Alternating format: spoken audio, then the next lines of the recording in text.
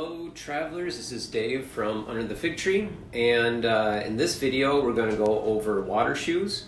A lot of people have questions about what to pack and how to pack for their trips to the Middle East, and so we're going to be creating some videos that help answer some of those questions. And first up is water shoes. So if you go on one of our trips to Egypt, Jordan, or Israel, more than likely we're going to be in water. Water that could be either up to your ankles or quite deep. And so we recommend bringing shoes that you can trek through water. In addition to that, we also, depending on the trip that you go on, there could be hikes as well. And so a lot of people will pack a pair of water shoes and a pair of hiking shoes. And that works out pretty well. If you want to try and consolidate how much you pack and maybe do a one bag travel kind of thing, you'll have to have a shoe that can do both. And so this video is a little bit about that, but also just to give some recommendations on the type of shoes that you need for water. And if you want to, try and pack just one pair of shoe that will serve you for climbing up mountains or trekking through water, then this will give you a little bit of a guide on how to select a shoe and a recommendation that we might have. So water shoes, you definitely can't have flip-flops for going through the water. And so we recommend having water shoes that have a heel support. And so this is a good example. I've gone on a lot of trips with this shoe and it's worked pretty well. And so this is just a water shoe. This is from Merrell. It has a good tread and a pretty thick sole on it. It has kind of a toe guard if you're climbing up rocks or anything like that. And then it also has these holes where water can get through. And these work pretty well. The only issue that I have had with these is if you travel with us through Jordan and you go through Wadi Arnon, walking through that wadi, little stones and pebbles will get kicked up, and they have an amazing way of finding their way into these holes and getting embedded under your foot, which is really uncomfortable. And so what happens is when that happens, you're walking and you kind of shake your foot every step you take, and they finally come loose and they come out.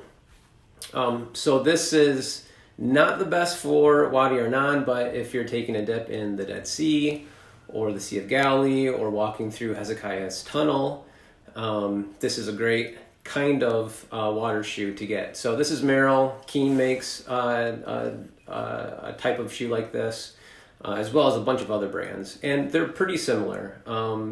Basic design and comfort and feel and that kind of stuff. So this is a great water shoe to pack. It kind of packs pretty small, and so you can stuff these two in your bag and it doesn't take up too much space. Okay, so for people who are doing Wadi Arnon or want something with a little bit more enclosing your foot a little bit so that pebbles don't get in, then you want to get to more of a water shoe. And so this is a type of water shoe. This is made by Salomon. It is an Amphib Bold, and it looks pretty cool, and it has a good tread, a pretty good sole, and it folds down almost as well as that Merrell water shoe or water sandal. So I tried this one on. It kind of looks like it's all one piece, a glove, but it's not. The tongue kind of separates, and you have this mesh kind of material that you can see. It's water will go through it, and then it'll drain out once you get out of the water. So I didn't like this one as much because of that mesh. And so when you're walking, and your toes rub up against this kind of plasticky, kind of rough mesh, it starts to wear your skin pretty bad. And so if you don't have calluses built up at all on your feet, then this will become really uncomfortable, especially if you want to try and use the shoe as a hiking shoe as well.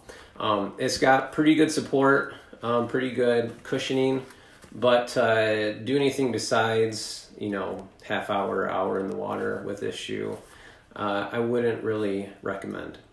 Okay, so that's a Salomon Amphib Bold. If you're just doing a water shoe and you don't want to go the sandal route, but you want to go with a shoe that has, that those pebbles won't go in, this would be a great option for you. Salomon Amphib Bold. The next shoe is a Salomon as well, but this one is a CrossAmphibian Swift 2.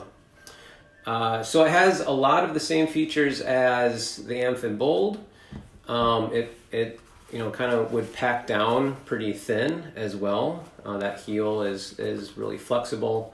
It has the same kind of sole, good tread. And this one has different material on the toe. So it's more of a fabric than just a mesh. And I found this shoe to be way more comfortable than the Amphib Bold. This is also for going in water, and so it'll drain out. It's breathable, so you can see, there's a mesh there, and this was way more comfortable than the Amphib Bold, but it wasn't as comfortable as other shoes because you have this heel that can collapse down and pack really well. It doesn't quite give you as much support as you would want in a regular shoe. So water shoe wise, I'd pick this over the Amphib Bold, but I wouldn't wear this for trekking as well. It just wasn't as comfortable or gave my foot as much support as I wanted. Okay, so CrossAmphibian Swift 2. The third shoe that I tested out was the Columbia Drainmaker 4. So this looks more like a hiking shoe. It has more of a sole, and the heel is pretty rigid. And the material on top, it kind of looks like a mesh, but there's fabric as well. And so the holes are quite a bit smaller. So no pebbles are going to get into your shoe, which is great. And you can see on the bottom they have these holes here. These holes are set up to drain water out if water gets into the shoe. So if we pull the little sole insert out, you can see we've got these holes that kind of funnel out into these drainage holes, and it's a pretty cool system. And water drains out really well. The problem with this shoe that I didn't like, it's definitely more comfortable than the previous two, but because of the material on top, it was really rigid, and so it might get more comfortable as you break them in over the next month or two of wearing them, but you definitely wouldn't want to wear them without socks. And so trekking wise, they might be good once broken in, but they were fairly uncomfortable, and there was quite a bit of rubbing on the outside of my foot as well, and I could imagine getting blisters pretty quickly with this. Okay, Columbia Drainmaker 4. So the fourth and final one, and it's the one that I like the best, was the Merrell Hydrotrekker. And so you can see there's a lot of the good things from the previous three shoes that are all kind of combined into this one shoe. So we have a really good sole. There's a great tread on the bottom as well. And then you can also see, like the Columbia shoes, they have these drainage holes in the sole as well. If we take out the insert here. So the insert also has holes in it, and you probably can't see all that great in there. But the water, if it gets into your shoe, which it will, it'll drain out fairly well. And so like the Amphib Bold and the CrossAmphibian Swift, It has a mesh material on the top, but what's interesting is that it's 2 layers of this mesh. And so they have like this softer type of mesh on the inside and then a little bit more durable type of mesh on the outside. And so that makes wearing the shoe much more comfortable. The other difference is that it has a stiffer heel. And so when you put these on, these feel more like a hiking shoe than a water shoe. And it just gives you a lot more support. It's got the toe guard for if you're climbing rocks at all when in the water, which does happen in the Wadi. And so I put these on, wore them without socks for a long time, and it was incredibly comfortable. So if I were to pack one shoe, or just wear one shoe, I wouldn't even have to pack them. Wear them on the plane and wear them the whole time. This would be the shoe that I would buy.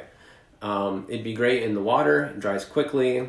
No pebbles are going to get into the shoe. And then this shoe would provide enough support to do any hikes or treks, to be on your feet all the time. And especially if you were to buy like an insert as well, that would give you a little bit more cushion for the hikes. And then you'd switch it out with this other one that drains better. This shoe would be fantastic. So those are kind of those 4 that I've reviewed. Whether you decide to pack water sandals or water shoes plus a hiking shoe, depending on the trip that you go on, those are the things that you want to look for. But no matter what shoe you pick, you have to make sure that you break them in as well. So when you train for the trips that we go on, we don't just go to tourist sites and give you a bunch of facts. We lead our tours so that you have an experience. So we're going to be climbing up hills, climbing up mountains, doing a lot of walking, being on our feet. We're really experiencing the land and the culture. And so when we do that, we have to be in good shape and we have to have good footwear as well. Just like having good tires on a car, having good shoes on your feet is going to make a really big difference on how well you're going to experience your trip to the Middle East with us. So thanks for taking the time to watch this video. If you're set to go with us on a trip, we're excited to walk with you in the lands of the Bible. If you're not signed up with us to go on a trip, we encourage you to go to our website, underthefigtree.org, and look at the different types of tours we have. Varying degrees of physical activity, and a lot of different locations that we go to. And so if you want to go to the website and find the tour that is perfect for you, I'm sure you can find one. So thanks for taking the time, and we'll be reviewing some more things to pack and to be mindful of as you get ready for traveling with us. Thank you.